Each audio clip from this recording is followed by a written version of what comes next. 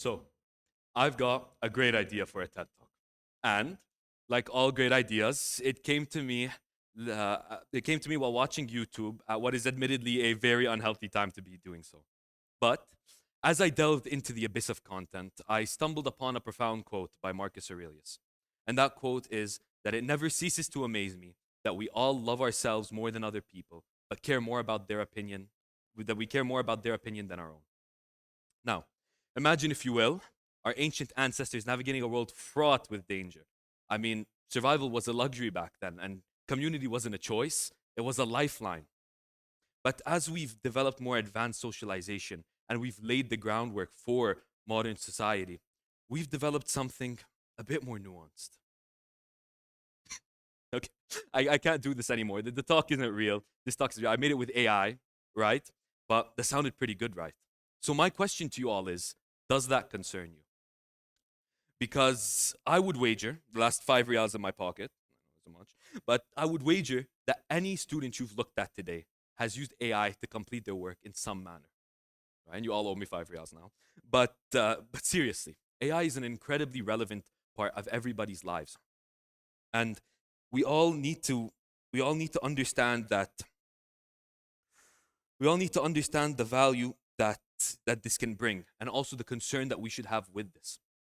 Because the issue is that when we read content that has not only been written by AI, it's also catchy. The content itself is persuasive, and the content is full of sensationalism. It often comes in the form of propaganda. It often finds itself onto our social media feeds, and more often than not, it also confirms biases that many people have about certain subjects or topics. And this comes as a grave danger to us all, because you are not immune to propaganda. No, none of us are. And part of our perspective, part of our perspective could be swayed by bots.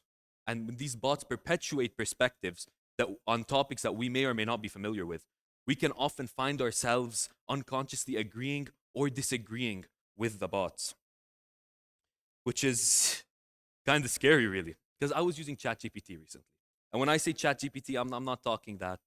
I'm not talking that text ChatGPT. They've dropped something new. They've released voice, and voice was something terrifying. I tell you guys, because when I was messing with it, I asked it. We're going back and forth, and eventually I reached upon the prompt of, "Can you help me write a dad joke?" Now, me being the pseudoscientist that I am, I decided to also tell it that I'm nervous, see how it would react. And you guys could imagine the fright on my face when it not only reassured me that my joke was good, but also laughed at what is a very bad joke. And, you know, this is really, really, really concerning stuff to us all. Because what it means is that as AI progresses and as we all use social media more and more, we end up consuming content that these bots produce. And when it comes to very fiery, passionate discussions, politics, government, whatever it may be, we must realize that more often than not, we are dealing with an excess of information, an overwhelming amount of information. And this information is garbage information, right?